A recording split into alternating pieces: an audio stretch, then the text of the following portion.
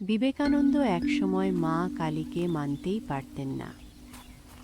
নরেন্দ্রনাথ ছোটবেলা থেকেই যুক্তিবাদী ছিলেন। তিনি ভাবতেন দেশ দুঃখে দুঃখে ভরা আর মানুষ মূর্তি পূজা করছে কেন। তিনি মা কালীকে মেনে নিতে পারতেন না। তার মনে হতো এই ভক্তি মানুষকে দুর্বল করে দিচ্ছে। একদিন তিনি এই কথাগুলো ঠাকুরের সামনে বলেছিলেন। ঠাকুর কিছু বললেন না, শুধু বললেন, যা বুঝিস না তাকে অস্বীকার করিস না।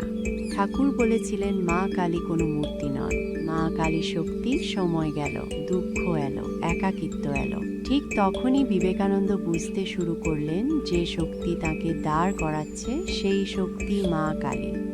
পরে তিনি লিখেছিলেন, শক্তি ছাড়া ধর্ম নেই। এইভাবেই যুক্তিবাদ থেকে তিনি পৌঁছেছিলেন শক্তির কাছে। ভক্তি মানে অন্ধ নয়, ভক্তি মানে শক্তি, আর শক্তিকে বোঝা।